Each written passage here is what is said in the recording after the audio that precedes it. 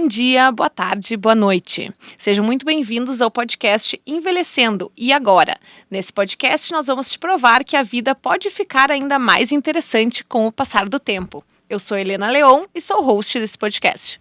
Olá pessoal, meu nome é Vinícius Miola, eu sou médico geriatra lá dos canais do Instagram e do YouTube Geriatria com Miola e hoje estou aqui com as nossas convidadas, a médica ginecologista e sexóloga Isabela Figura e a médica ginecologista e pós-graduada em ginecoendocrinologia Natácia Prade. Sejam muito bem-vindas, gurias. Obrigada, gente. E hoje o nosso tema vai ser falar sobre a menopausa, né? Aproveitar esse mês, o mês internacional da mulher, o mês de março, para a gente falar sobre temas importantes, né, do sexo feminino e um problema que eu vejo com muita frequência no meu consultório também.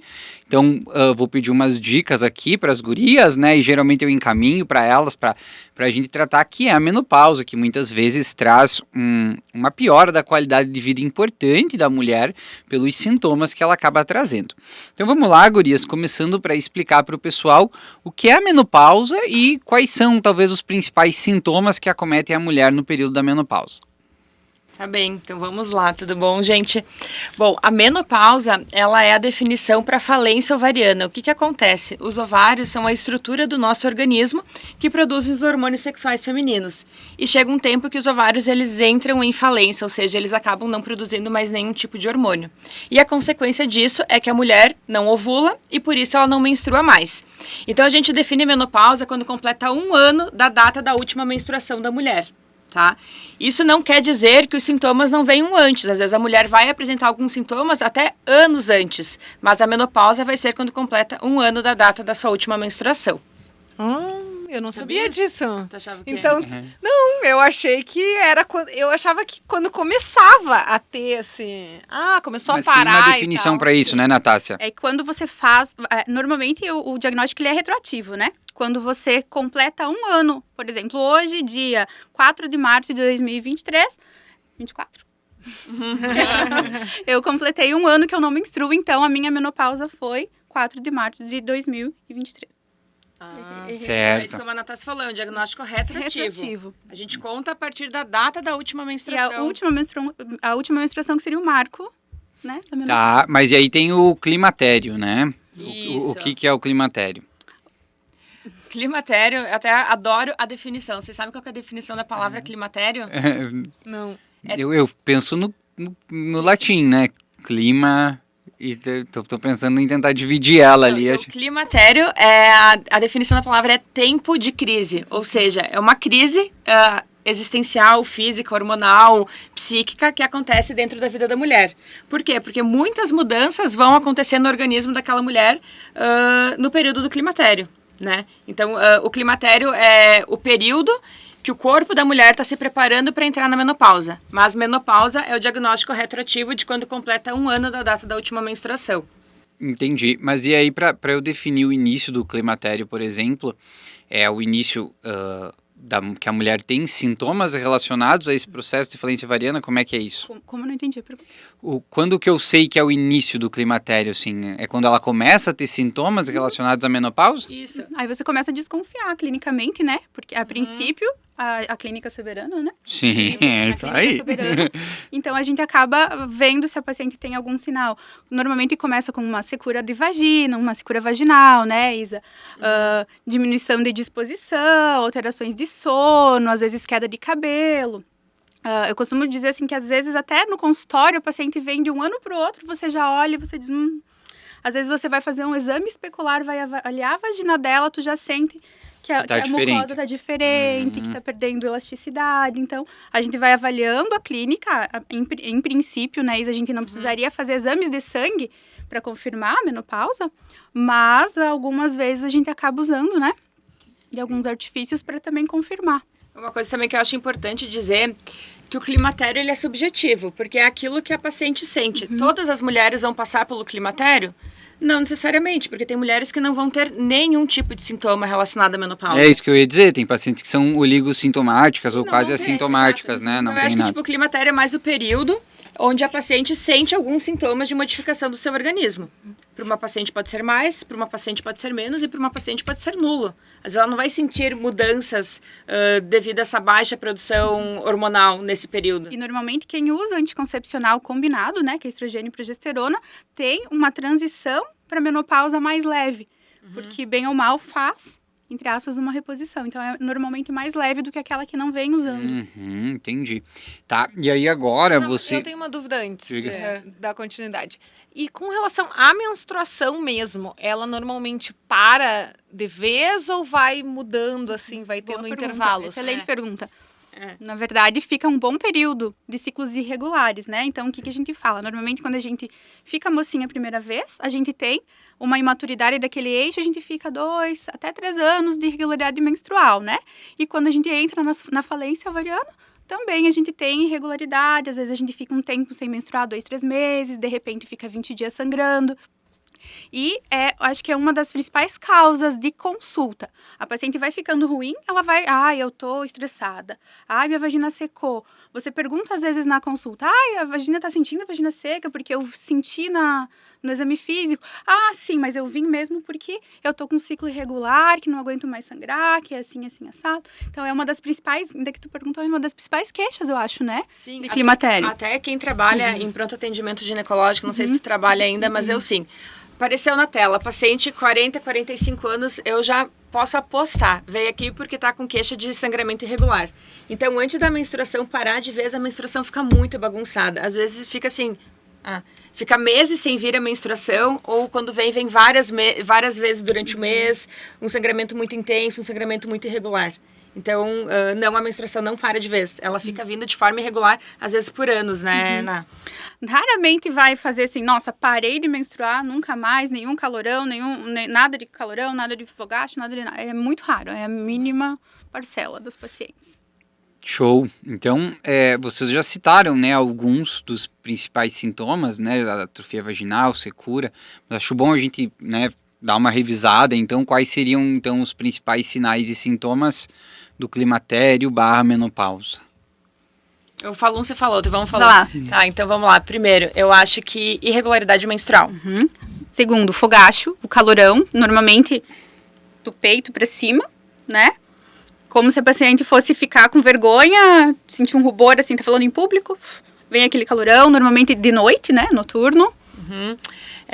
Labilidade emocional, então que aquela mudança de humor, a paciente horas está muito com o humor embotado, tipo muito deprimida, muito chateada, horas muito irritada. Então muitas até falam, eu não sei como é que o meu marido não pediu o divórcio ainda, porque eu tô insuportável. Eu me acho insuportável. Eu não me reconheço. Mas isso não é só na menopausa. Quero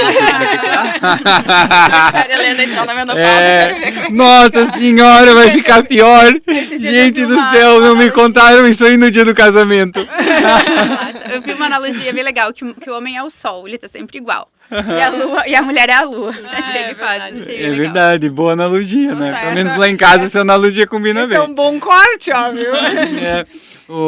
Mas Mas brincadeiras à parte, é interessante essa questão da labilidade emocional, né? Bom, a gente vê isso às vezes com o próprio ciclo, né? Eu não sei se esse é um paralelo que interessante, né? Porque dentro do ciclo menstrual você tem fases de mais e menos hormônio, né? A própria tensão pré-menstrual, né? Que também muda a questão hormonal, então sempre que tem essas mudanças hormonais na mulher, você vê que isso interfere na questão emocional, né? Sim, eu até acho que a irritabilidade ela tá muito associada também aos fogachos, aos calorões. Uhum. A mulher tem tanto calorão, ela não dorme direito, ela fica Às vezes muito acorda, irritada né? com os calorões, tem insônia e ela acaba que fica muito irritada no dia seguinte, né? Então acho que isso é uma coisa bem comum, né? Bem comum. Do climatério ou da menopausa. Eu até ia deixar para comentar mais tarde sobre isso, mas acho que a gente vai conversando, porque os fogachos são algo que são muito importantes, né? Não sei se vocês diriam que talvez o fogacho é o principal sintoma que leva à piora da qualidade de vida da mulher, ou tem outros? Eu acho Eu que é um acho que comum, mas sim. é o mais. É o mais, né? Porque no consultório do geriatra é diferente, né? Muitas vezes ela não vem para se queixar da questão ginecológica, né? Mas a gente acaba consulta geriátrica, né? Então, pede de tudo, né? E aí, óbvio, quando eu tô atendendo mulheres na faixa dos 50, 60 anos, eu peço da menopausa, peço se tá tendo sintoma, peço se tá tendo irregularidade menstrual, se já parou de menstruar, eu faço dentro da anamnese essa questão da menopausa. E é muito frequente eu ter mulheres que têm fogacho, e isso é uma coisa que está incomodando muito elas, e elas, sim, muitas vezes não estão consultando o gineco, ou não estão fazendo terapia de reposição hormonal, né? E aí eu, como geriatra, não faço terapia de reposição hormonal, porque não acho legal eu fazer, prefiro encaminhar para o ginecologista, mas eu que indico, né? Não, vai no gineco, né? Vai consultar, pensa em fazer terapia de reposição hormonal, você não tem contraindicação, né? Então eu posso até, eventualmente, dar um encaminhamento dizendo que não tem contraindicação, enfim, mas o gineco vai saber, né? Mas é uma coisa que no meu consultório eu vejo que nas mulheres da faixa etária ali dos 150, 60, 100 e pouquinhos é uma coisa que incomoda muito, né? Eu acho que é o top 1 dos sintomas, assim, de piora de qualidade de vida na E a mulher tá menopausa. trabalhando, 50 anos ela tá trabalhando, às vezes ela é uma vendedora de loja. Eu tinha uma paciente que ela era vendedora de loja, que ela dizia, meu Deus, não aguento mais, eu chego, vem um cliente... E ela, não sei, eu fico ela fica molhada, assim. Então, é uma coisa que... Não, semana passada até atendi a moça que faz a faxina do consultório, né? E ela pega, tipo, uma condução de quase 2 horas para chegar até o consultório. E ela disse, tá sendo inviável eu tenho calorões no meio do trem, eu não consigo seguir no trem devido aos calorões que eu tenho. Eu já perdi vários empregos porque ela faltava, que ela tinha medo de entrar no trem, chegar no trem e sentir muito fogacho. Então, e é uma coisa difícil, que né? e sua, né? Então, assim, transpira, molha a roupa, né? É uma coisa que se você tá em público é chato, assim, né? Então, realmente, a gente vê que é um sintoma que incomoda muito as mulheres. Isso mesmo, as mulheres, tipo, até quem tem cabelo curtinho chega a ficar com o cabelo molhado, molhado. um pescoço O bigodinho molhado, aqui, assim, ó. fica molhadinha. E não é só uma vez no dia, né? São vários episódios, né? Então, Inclusive, tem paciente que levanta à noite pra tomar banho de tanto. É verdade. E aí, no outro dia, tá cansada porque não teve, né? Não dormiu. Já vi situações dessa mesmo, bem complexo. Tá bom, Tá, que então mais? a gente falou o quê? Falamos de Fogachos. Eu acho que labilidade emocional e Sinal, irregularidade sintoma, menstrual. Sinal, sintoma, enfim, O que você ia falar? Síndrome geniturinária. Síndrome geniturinária, que eu acho que já daqui a pouquinho falaremos da sexualidade, que eu acho que é o carro-chefe também de queixa. E talvez pra ti também, né? Infecção urinária de repetição. Sim, isso a gente sempre observa. Que eu acho que vocês pegam bastante em idosas, né? Sim, Urinária de nessa repetição, faixa por etária, aqui. né? Eu acho que síndrome geniturinária é bem... Mas só O que isso pra é? quem é leigo, pra Boa, explicar. boa. A síndrome geniturinária nada mais é do que a secura vaginal, tá? tá. A mulher, ela precisa de um hormônio que é o estrógeno. Esse hormônio que faz com que a nossa vagina fique lubrificada. Lubrificada, tem a circulação, tem a colágeno, tem a elasticidade. Então, quando a gente para de produzir o estrógeno, a vagina fica extremamente seca. E o que isso vai causar? Vai causar ardência, vai causar coceira, vai causar sintoma de, às vezes, estar com infecção urinária, na verdade, nem tá com infecção urinária. Pode até causar sangramento. Às vezes, a mulher vai passar o papel higiênico, a vagina tá tão seca que chega a sangrar devido à secura intensa ali. Dor na relação sexual, né? Daí isso já nem se fala, né? Imagina, né? E com a síndrome geniturinária também pode vir escape de urina. Então, às vezes, aquela paciente não quer mais nem ir fazer atividade física porque tem medo de perder xixi. Sim, Sabe? sim. Então, isso também atrapalha bastante, né? A qualidade de vida. Tá bem, mas... O que mais? Perda da massa muscular, isso também é muito importante. Eu vejo que as pacientes se queixam muito. Tipo assim, doutora, de um ano pra cá eu senti minha perna afinou, meu braço ficou Ganho fininho. de gordura centrípeta, né, na barriga. Perde musculatura e ganha gordura abdominal. Então, isso também é muito comum do período da menopausa. E acho que isso também pega bastante, principalmente na mulher que é mais vaidosa, né? Meu Deus. Vocês não notaram isso na mãe de vocês? Tem alguma coisa boa da menopausa?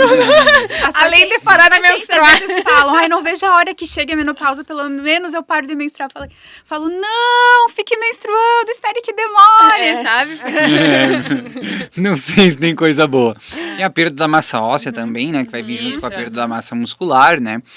Levando muitas vezes a osteopenia e osteoporose no futuro. Então, isso é algo que A é perda da relevante. massa óssea acho que é uma coisa que mais incomoda o médico do que a própria paciente. Porque Sim, isso é sim, invisível pra ela. Isso, ela é Se tu não sintomática, fala isso né? pra ela nem vai, se preocupar com isso. Porque ela tá muito mais preocupada com aquilo que aparece. Ela fica preocupada Pele só quando ela vê seca, o resultado cabelo, da densitometria. Pele seca, queda de cabelo, também elas relatam, né, que a gente vê. Insônia, mas Insônia, também que a mais gente relacionado fala. ao fogacho. Diminuição da libido também, né? Importantíssimo, isso aí muito marcado com a Sim, mas daí chegada da também se tu menopausa. vai ter uma relação sexual e vai doer, Dói. como é que tu vai ter vontade de ter? Então, é isso aí. Mas isso É a um gente... conjunto, né? E a gente tenta explicar isso, e muita gente não acaba nem aceitando. A gente nem falou nada de tratamento ainda, mas a gente sente que quase a gente não consegue examinar no consultório. E a gente pede da vida sexual e ela diz, eu uso um lubrificante. Tem dor? Tem. Olha, mas assim, a gente tinha tal alternativa. Tem pacientes que não... que aceitam o envelhecimento como se fosse... Algo normal. o ciclo da vida, assim. Quando a gente podia Isso é envelhecer, verdade. Na mulher isso é envelhecer como marcante, né? mais qualidade. Mais qualidade, exatamente. Boa, viu? Por isso do podcast. Isso aí. Mas muito legal, falamos de vários sinais e sintomas. Acho que então agora a gente pode contar um pouco sobre, né, em qual idade exatamente que isso acontece. Qual idade normal, né? A gente vai ter também definições de menopausa precoce, menopausa tardia, né? Então, em média, qual é a idade normal em que esse processo aconteça? Pode falar. Normalmente é pós os 40 anos, mas mais comum após os 45 anos. Então, entre 40 e 45, tu até faz diagnóstico diferencial. Tu procura outras causas. Tá com irregularidade menstrual, será que tem alguma alteração de tireoide, alguma alteração de prolactina?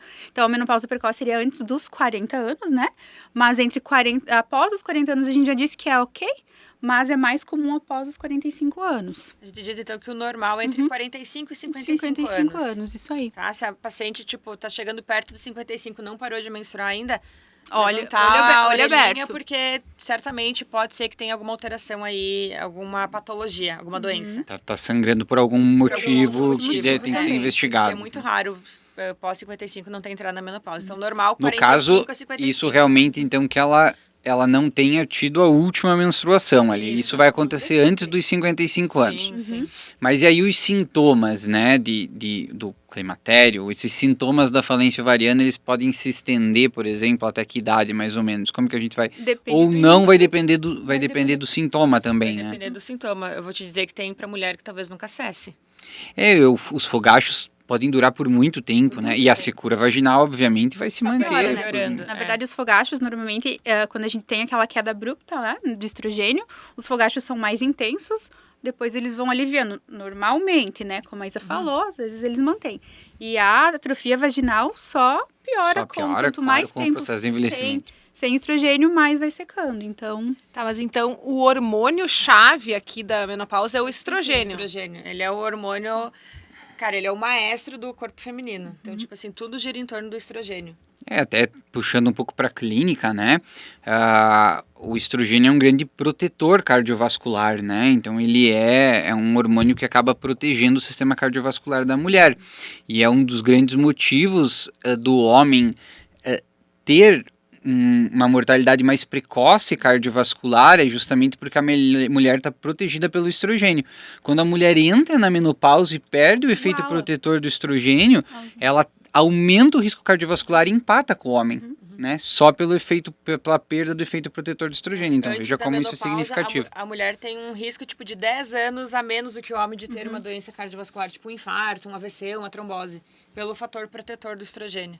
Então, muitos olham o estrogênio como sendo um vilão, mas, na verdade, ele é um fator protetor, né, de doenças cardiovasculares. Sim, aqui é o ciclo da mulher, que é diferente do homem, né? E que talvez é o ciclo que faz com que a mulher seja a base da reprodução, né? Que recebe o feto, que tem todo esse processo, só que aí o ciclo é diferente, justamente para que ela possa ter o papel dela na reprodução, que é muito diferente do homem, né? Então faz parte do jogo, né? Foi assim que foram criados os seres humanos, né? Paciência, né? A gente tá aqui para tentar entender e ajudar as pessoas a melhorarem isso cada vez mais. Mas ele tem o seu efeito, ele protege a massa óssea, né? Então, depois da queda do estrogênio, a mulher perde muita massa óssea, massa muscular, e é um fator importante de proteção cardiovascular, né? inclusive, as pacientes que fazem menopausa precoce, né, antes dos 40 anos, todas, em teoria, a não ser que tenha uma contraindicação, deveriam fazer terapia de reposição hormonal até a idade que habitualmente as mulheres iriam menopausar. Então, entre aspas, aí, até os 55 anos. Porque justamente pela massa óssea, pelo risco cardiovascular que ela tem, por ficar muito tempo sem estrogênio, né? Sem estrogênio. E fazendo a terapia, então, aí elas diminuem esse risco de terem osteoporose, de redução da massa muscular, tudo isso elas reduzem o risco daí?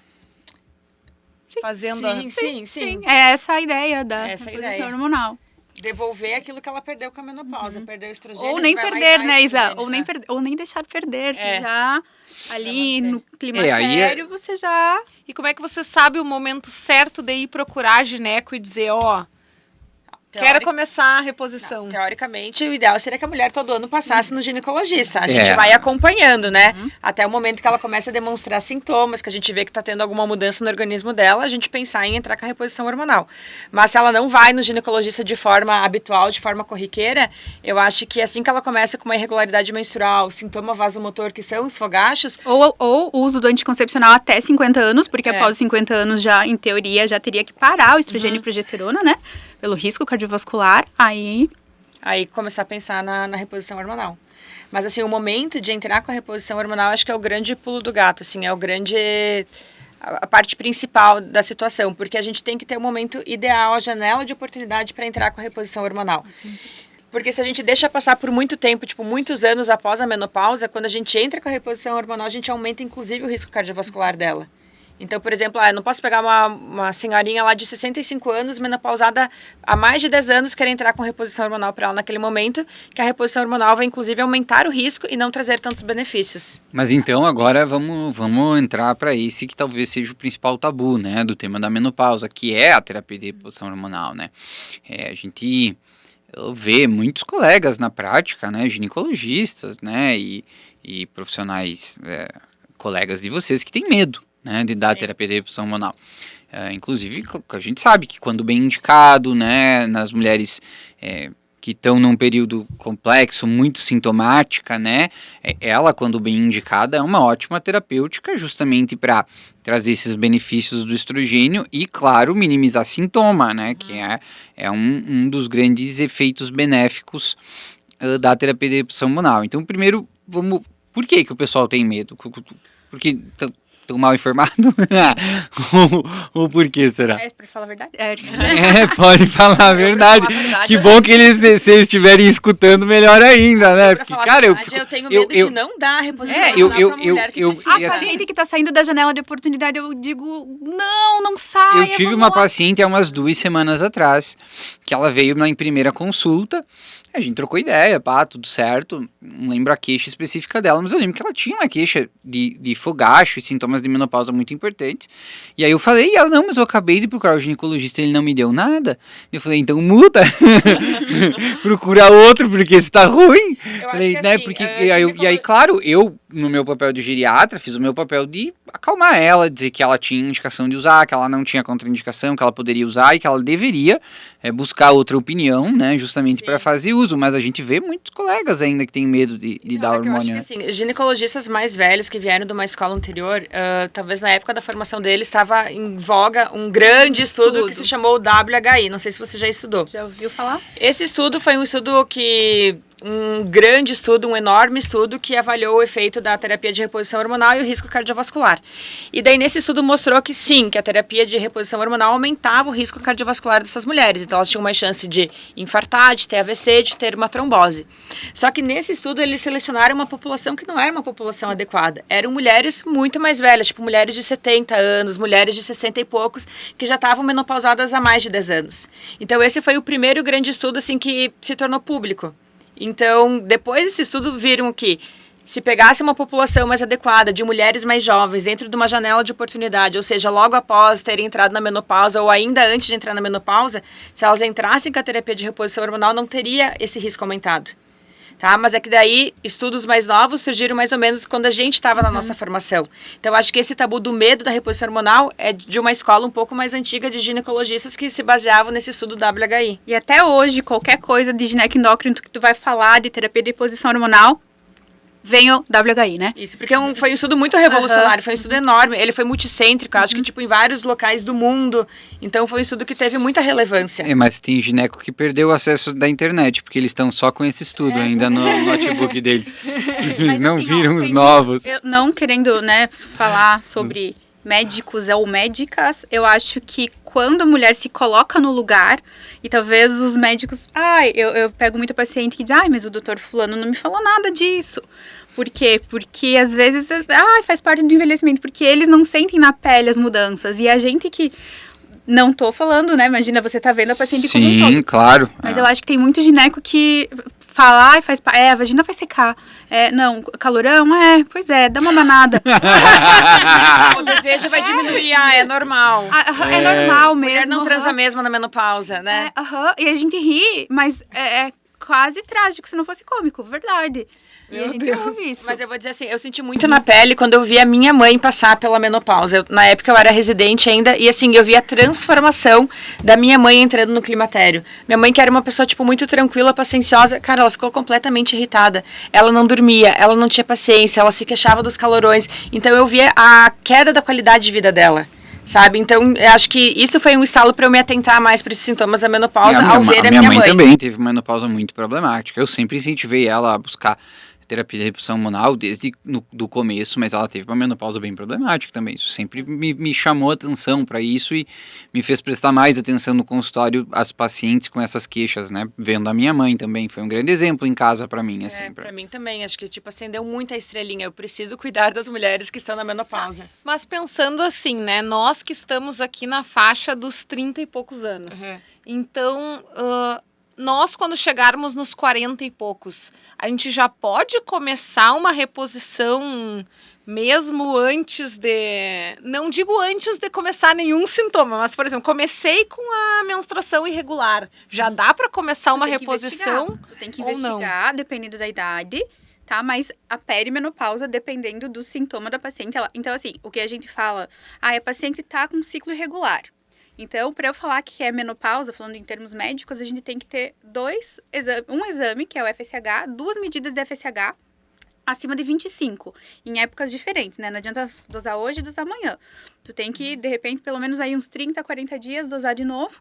Se ela tem 2 medidas de FSH acima de 25, primeiro, se ela estiver sangrando, tu vai ter que, como a Isa falou, depois dos 55, tu tem que investigar o que está acontecendo, se não tem uma patologia uterina e tudo mais. Então, se você faz o diagnóstico ali de 2 FSHs acima de 25, você faz o diagnóstico laboratorial, né, de menopausa. Às vezes a paciente vem com FSH super alterado, tu dosa de novo, normal. E aí aquela paciente que tá, horas ela tá ótima, às vezes tu atende ela na consulta, ela tá cheia de fogacho, de repente ela vem no retorno, tô ótima, meu Deus, passou. E aí ela fica nessa.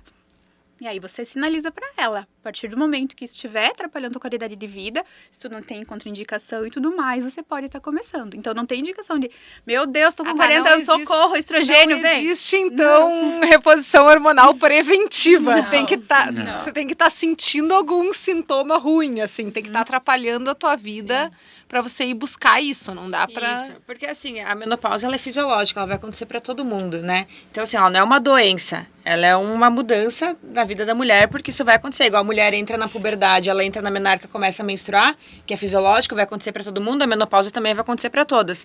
Quando que a gente vai tratar? Quando ela tem um sintoma importante o suficiente para estar piorando a qualidade de vida dela.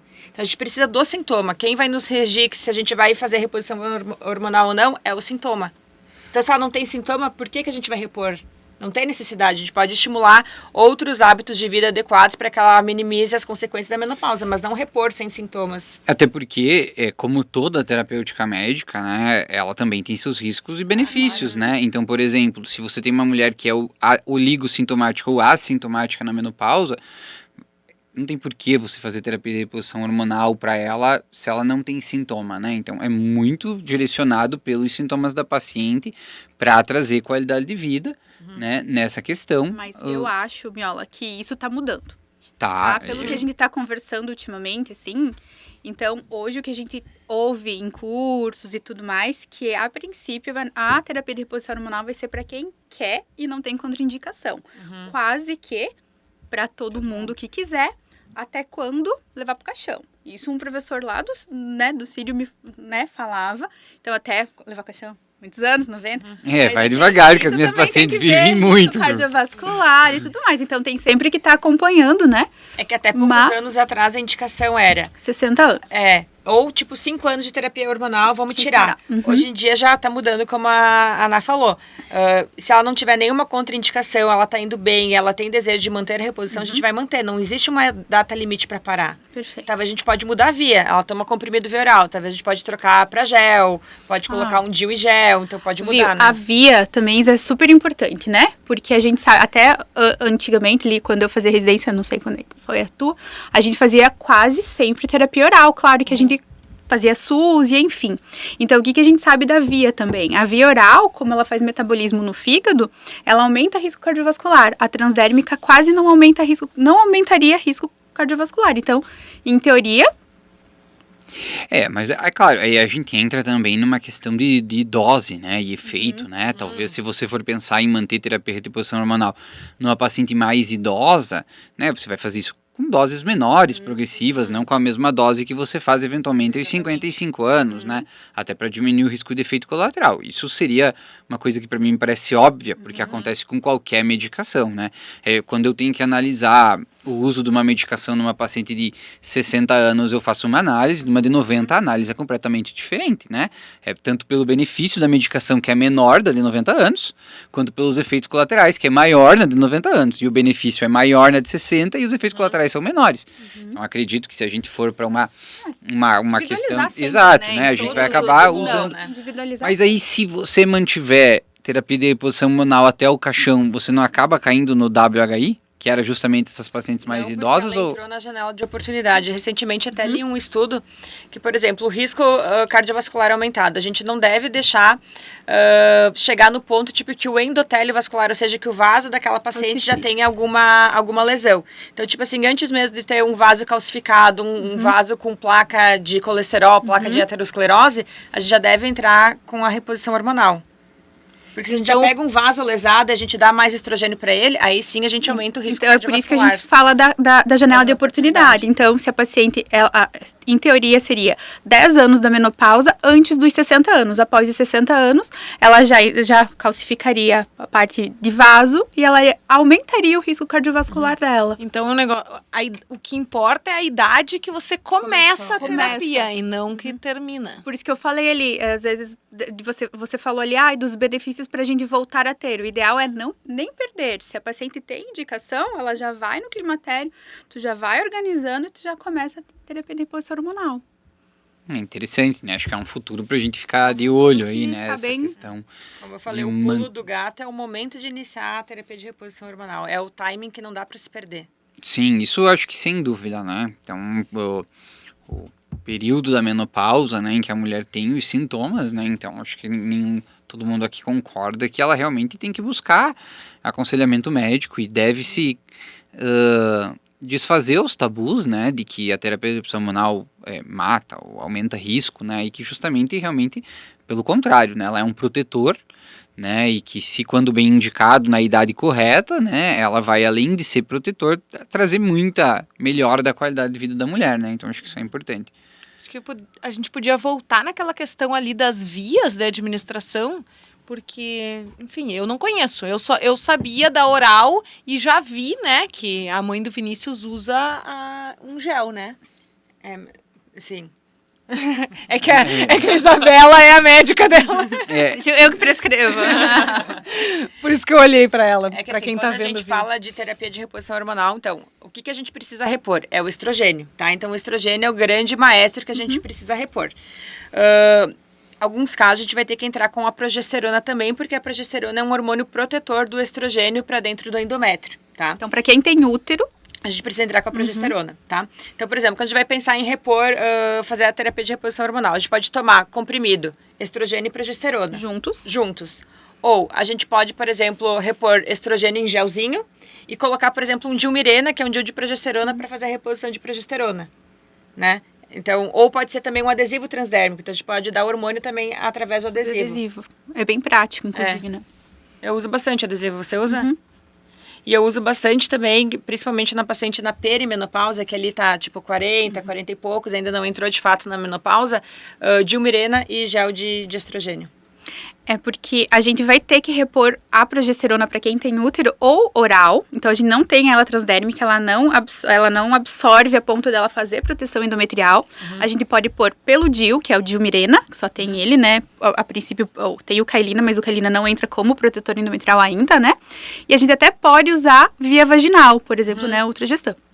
Mas, normalmente, é oral ou por DIU ou vaginal. Então, por praticidade, às vezes vale a pena colocar o DIU, porque o DIU, na terapia de reposição hormonal, ele pode ficar até 7 anos, talvez aí, se você fizer um controle endometrial, até 8 anos.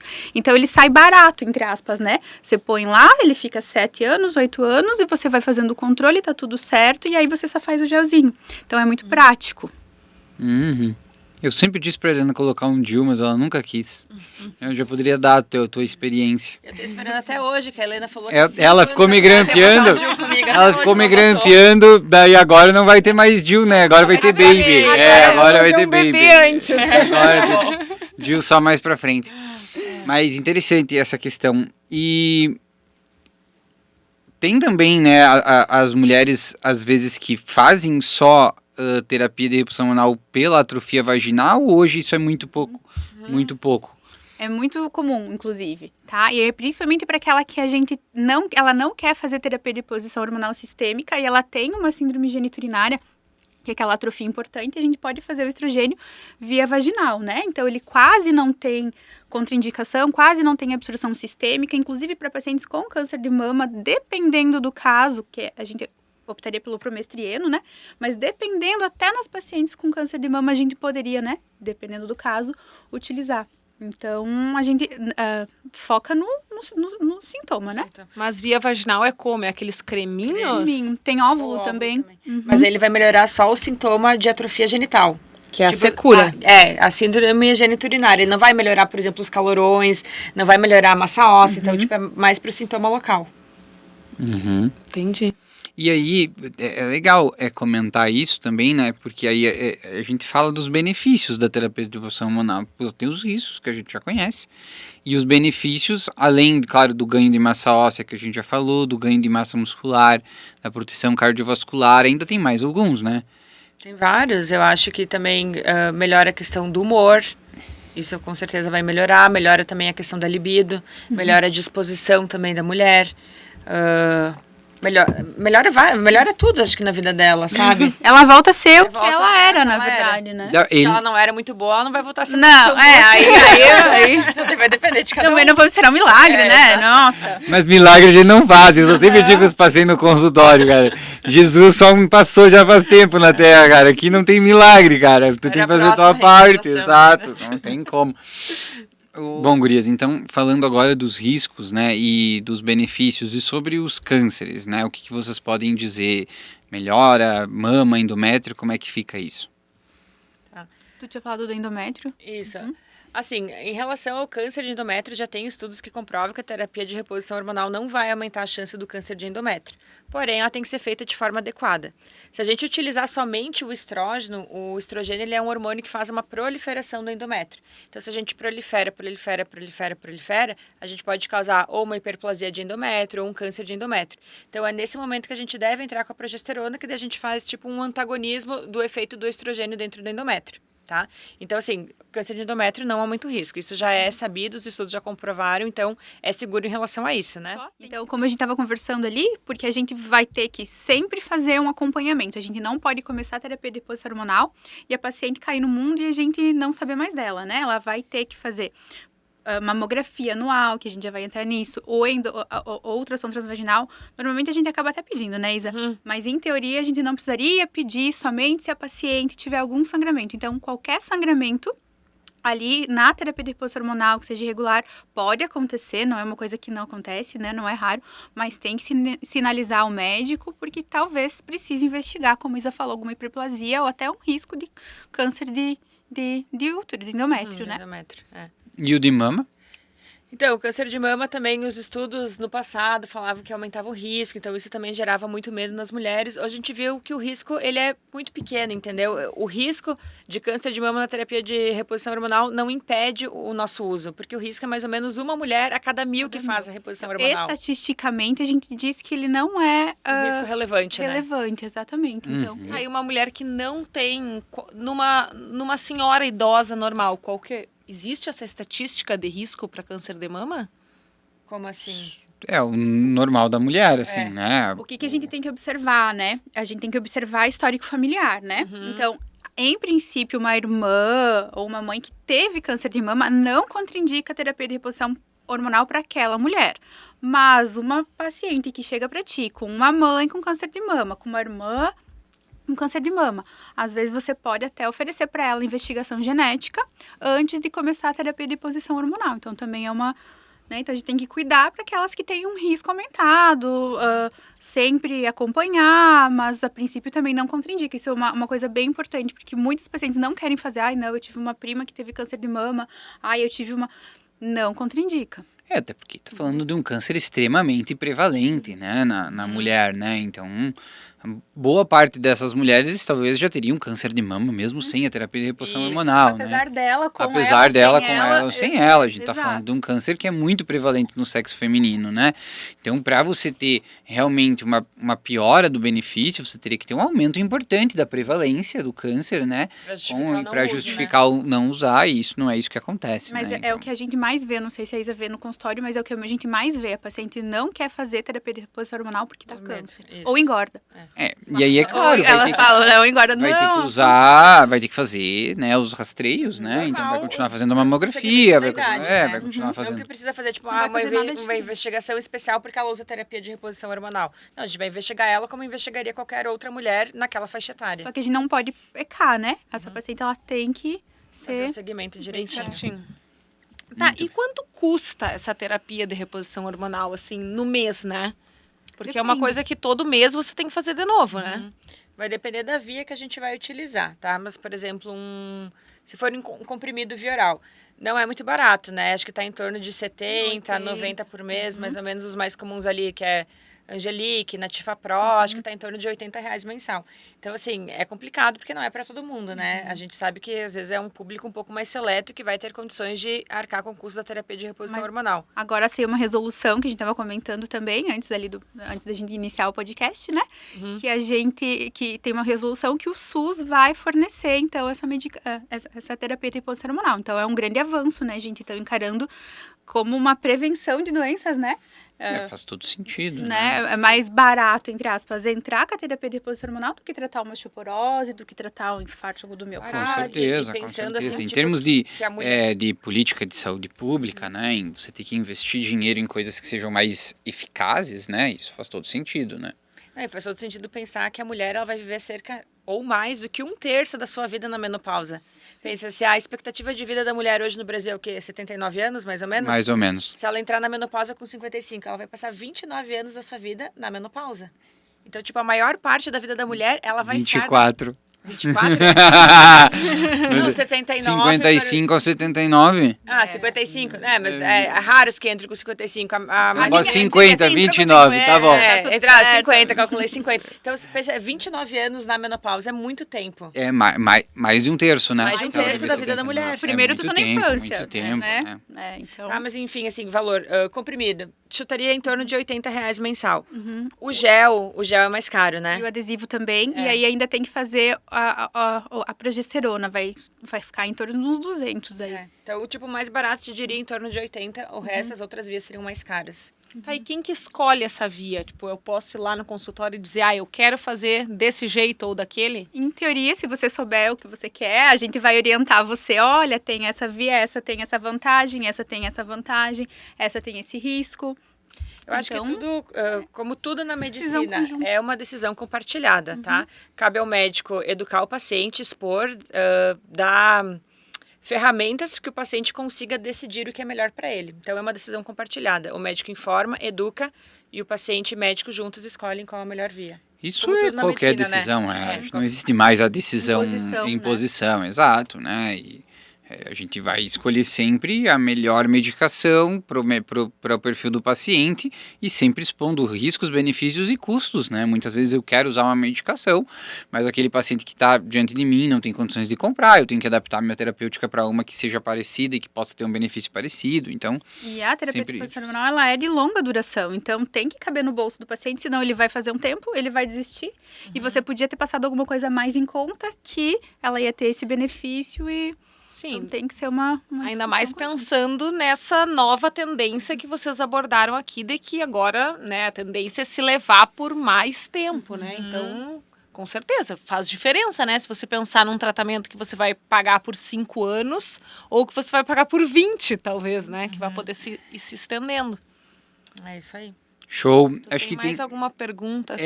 Tem mais uma coisa interessante da gente comentar, né, que a gente aborda aqui em todos os podcasts, que são os benefícios que devem ser adicionais, nesse caso, mas gostaria que vocês falassem, né, do estilo de vida, né?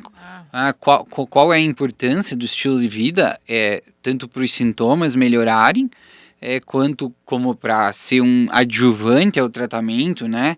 Então a gente fala muito aqui de atividade física, que a gente sabe que a mulher tem que fazer, né? Então ela está perdendo massa óssea, ela está perdendo massa muscular, então ela precisa fazer atividade física. Até eu quero perguntar para o geriatra, né? Que eu acabei vendo um estudo que a massa muscular tem relação, né, direta com expectativa de vida. Isso aí, né? Com certeza. E aí, claro, a gente tem, por exemplo, até os guidelines de atividade física, né? Que a partir dos 60 anos eles mudam a chavinha, né? Óbvio que essa questão da idade é mais por uma questão bibliográfica do que prática, né?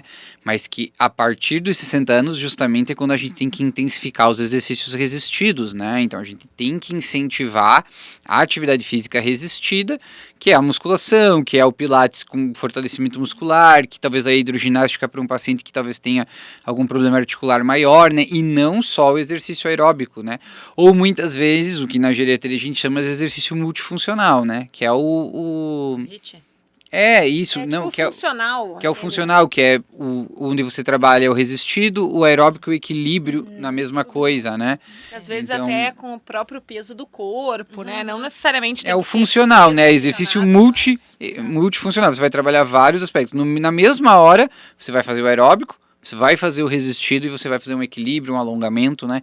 Então tu trabalha tudo na mesma hora, né? Mas aí, claro que o exercício resistido, ele é importante, especialmente a partir de 60 anos. Mas e para a menopausa, assim, o que vocês diriam em termos de estilo de vida? O que seria importante? É o beabá, né? Eu acho que o que eu diria para qualquer outra mulher, os 4 pilares básicos da saúde: alimentação, atividade física, sono de qualidade e redução do estresse. Então, isso é o que faz a diferença. Então, não adianta a gente vir com terapia de reposição hormonal, teorias mirabolantes, se a gente não fizer o básico, né? O básico funciona e funciona muito bem. Exatamente. Né? Então, eu acho que, como você falou, eu acho que o exercício resistido de força, principalmente a musculação, acho que isso ajuda muito a mulher na menopausa. A alimentação também é muito importante, né? Porque muitas vezes a gente pode usar até mesmo alimentos que podem ser, tipo assim, aumentar a nossa taxa de estrogênio circulante. Então, na mulher que às vezes não vai poder fazer a reposição hormonal, a gente pode usar alguns alimentos que façam que cumpram esse papel. Por exemplo, a soja, a maca peruana, o chá de amora branca, que mais? A linhaça dourada. Então, são alimentos que ajudam bastante a mulher na menopausa, nos sintomas principalmente vasomotores. Linhaça dourada. Tem uma segunda linha de tratamento, na verdade, né? Que a gente não falou. Exatamente, que seriam alguns antidepressivos que melhoram principalmente o fogacho, né? Que é o foco nos sintomas vasomotores. Para daquelas que não querem ou não podem. Sim, porque tem, claro, as contraindicações. Acho que vale a pena falar sobre isso, né? Esses eu trato, né? Quando tem contraindicação, daí eu trato. Porque daí antidepressivo eu tenho na mão, daí depende da paciente, né? Porque antidepressivo tem muitas mini características, né? Sim. Mas acho que vale falar um pouco das contraindicações, né? Porque nem todas realmente vão poder usar. O que vocês diriam aí, as principais? De mama, né? Da paciente. Câncer de mama, né? Paciente que já teve algum evento tromboembólico, então já infartou, já teve um AVC, já teve uma trombose. Tem uma doença cardíaca aqui. E sabe o que é importante, voltando nas contraindicações? É que a paciente também deve fazer um acompanhamento com o geriatra, com o cardiologista. Então, é sempre multi... Sim, tem que ser multidisciplinar, né? A gente não... justamente para a gente ajudar nessa questão clínica, né? Só É paciente isso. ganha com isso, né? A gente tem o paciente com trombose, que aí eu já sei que tem Paciente contraindicação, lúpica. então às vezes eu tento ajudar. Paciente com doença cardiovascular estabelecida, né? Seja ela coronariana, arterial periférica ou cerebrovascular, né? Então, qualquer um desses cenários, né? Aí vai ter contraindicação e a gente vai tentar as outras terapêuticas, né? Tabagismo também é uma das contraindicações, não absolutas, mas relativa. História... Tabagismo ativo? Ativo. Ativo também pelo dano endotelial que ele causa no vaso. Então, o efeito inflamatório que ele causa, somado ao efeito do estrogênio, pode potencializar o efeito tromboembólico. E o tabagismo seria até, a gente falando da menopausa precoce, ou até de você entrar na menopausa antes da tua idade biológica, digamos, o tabagismo também entra como um fator de diminuição da reserva ovariana, né?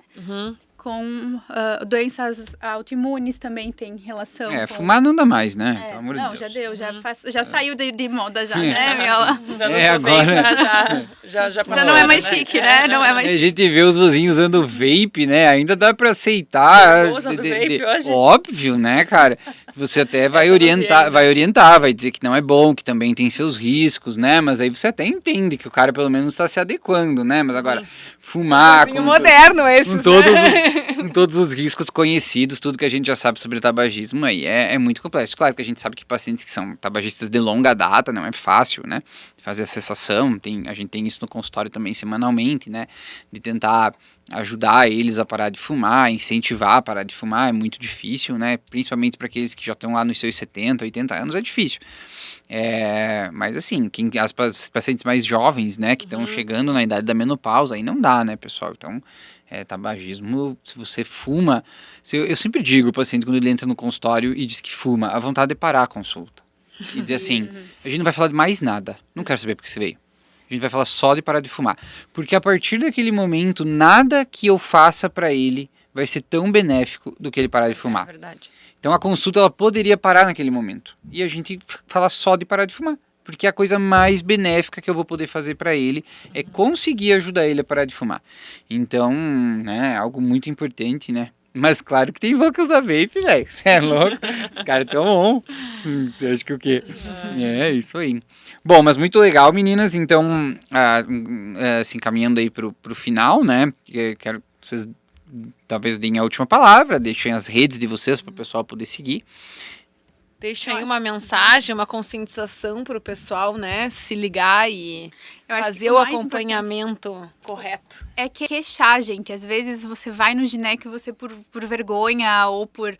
né? Minha vagina... Ou por achar que é normal. Ou por achar que é normal, não aceitem o normal, perguntem, né? A gente tem que sempre buscar a nossa melhor versão, né? A gente não pode deixar a peteca cair. E ninguém vai congelar e não vai envelhecer, mas a gente pode envelhecer e deve envelhecer com saúde, né? Então, questione, que nem ali o paciente que chegou para mim, ela falou, mas então procura outra pessoa que tenha outra visão, questione. Eu acho que a rede social tá aí para trazer informação. Tem informações que, né, às vezes não são tão boas, mas tem informação, muita informação boa. Tem mais informação boa que ruim, né? Com certeza. Tem que... Acho que é isso. Eu acho que outra coisa que eu queria dizer também para a mulher que tá entrando na menopausa, já está na menopausa, que ela aceite também de coração aberto as mudanças que vão acontecer no corpo dela. A gente vai mudar, faz parte, isso é fisiológico.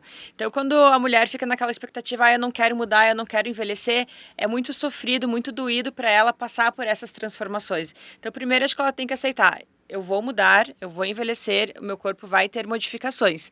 Mas sempre tentar buscar a melhor versão. Então, no meio de toda essa mudança, tentar buscar alternativas que ela consiga viver melhor e ter uma qualidade de vida, né?